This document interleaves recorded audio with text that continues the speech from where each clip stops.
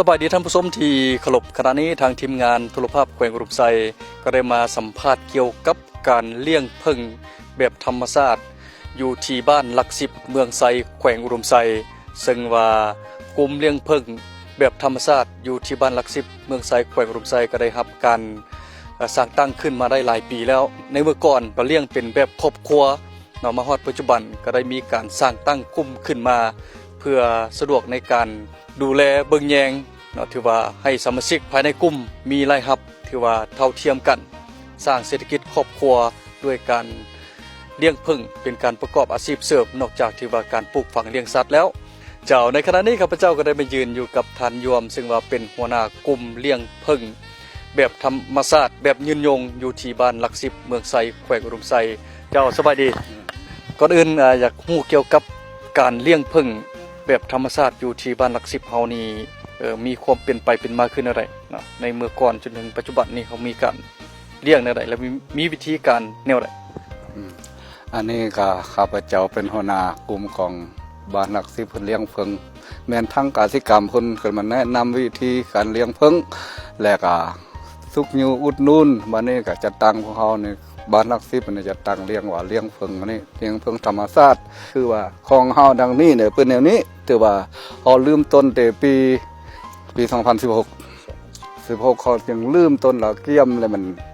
จะตั้งเป็นกลุ่มบัดนี้เนี่ยเฮาก็ลืมต้นเฮาเลี้ยงเลยแล้วก็ทั่วที่เฮาก็ย้ายอยู่ป่าฮ้นบ้านไปอยู่ป่าเขาแล้วเขาก็ยกมาตั้งอยู่ อยู่บ้านแคมป์บ้านนั่นแหละแคมป์เพื่อนนั่นแหละเฮาตั้งเลยเป็นแนวนี้ตามบทเรียนของเฮานะคือว่าพวกเขาเฮานี่พวกเขาเฮานี่ถือว่าเฮาเป็นคนสูงก็ธรรมดาก็ต้องสูงเฮาผู้เลี้ยงเฮาคนต่ำก็ต้องต่ำมาเลยป่าอยู่ป่าเฮาก็แทกพวกเขาประมาณอยู่ฮอดหัวเข่าเฮานี้แล้วก็วางตัวมันไว้วางอ๋ออันนี้สัตว์ไว้สูงก็บ่ได้อีกบ่ได้อ๋อไว้ต่ำกว่านั้นก็บ่ได้อีกโอ้ต้องมีระดับแต่ว่าเฮาเนี่ยเคยไปส่งเฮาเฮ็ดเนี่ยไปส่งแล้วเป็นแนวนี้แต่มื้อวันอังคารวันจันทร์เฮาไปก็บ่เข้าวันอาทิตย์วันจันทร์นั่นก็บ่เข้าแต่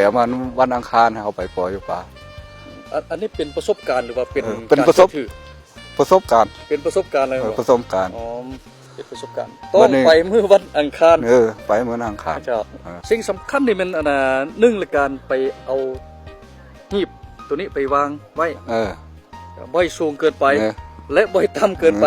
ต้องอยู่ในระดับหัวเข่าเฮานี่อันนี้เป็นสิ่งสำคัญเนาะสำคัญตัวนี้สำคัญตัวนี้แหละมันสำคัญไว้วางให้ใบเบิ่งทุกสิ่งทุกอย่างมือนึงไปกวดเบิ่งอยู่ในหีบครับเพื่อว่าแมงย่านแมงไม้ชนิดอื่นมาเข้าวิธีการหลายเทื่อแหละบ่แม่นบทเรียนแต่เฮาปฏิบัติตัวจริงประสบการณ์ตัวจริงเฮาเฮ็ดในนี้ถึงการเลี้ยงผึ้งเลยนี้ถ้าผู้ใดแหละบ้านใดเฮาว่าเนี่ยบ้านใดเฮาว่าโอ้เดี๋ยวนี้ในบ้านเฮาเนี่ยมีหลายคือว่าขึ้นบ้านบ่หั่นน่ะคำบ้านกัดบ้านบ่เขาเลี้ยงเขาว่านั่นมีหลายแม่มันเฮ็ดเขาบ่เขาก็ต้องการมาเขาก็จะช่วยได้ก็จะมาทดลองสามารถแนะนำให้เนาะผู้ใดที่ว่าต้องการอยากรู้ว่าวิธีการเลี้ยงผึ้งแนวใดก็เมื่อหน้าหม้อปีกายนี่เฮาก็ไปเฮ็ดอันน่ะพุ่นโล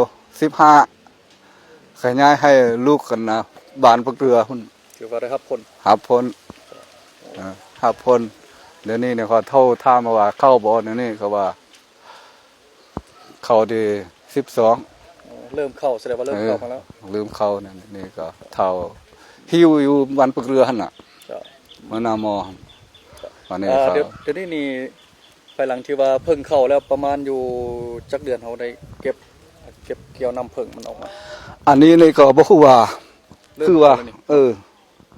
เฮาเบิ่งแม่มันคือว่าเฮาในนี่เขาเขียน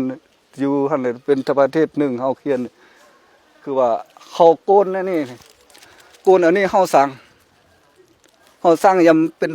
โกนบ่มันมีสั่งเขาจักโลนี่คือว่า7โลบ่8โลบ่มานี่เฮาสั่ง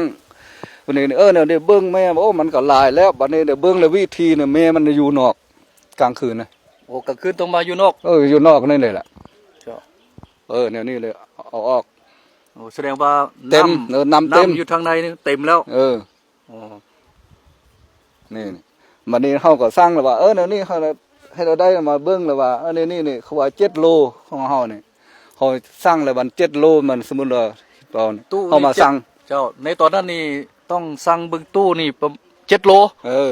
มาเบิ่งในตอนนี้นี่ถ้าบ่มั่นใจเถื่อเอาตู้นี่ไปสั่งอีกก่อนเขาจะเก็บ ก่อนจะเก็บถือว่าฮอด 10 ปลายโล 10 ปลายโลแสดง คิดเฉลี่ยแม่มันโลนึง เจ้า ว่านี่วันนี้นี่อันนี้ บวกลบคูณหาร 7 โลมันนี่คูณ บวกลบคูณหารกันอยู่หั่น นู่นคูณหารหัน อ๋อ ได้ อันนี้ก็เป็นวิธีหนึงที่ว่าเขาเพื่อความมั่นใจเนาะว่าอยู่ทางในหั่นมันเป็นน้ำเต็มแล้วหรือบ่ อืม หลังจากนั้นเขาเอาออกมา เอาไปขายจีนคนจีนมาเอาคือว่าเนี่ยบางที่ก็โลแสนบางที่ก็โล50 60แต่ว่าเอาทางห้างเลยทางหมดนี่เขาส่วนได้เขาเอาเนี่ยโล60 ให้เขาจะเอาไปบีบเองบ่ เขาไปบีบเองจีนเขาบ่มักอันนั้นเขาบีบปลานะเขาบ่เอาทางห้างเลยใจให้มันไปทางห้างโล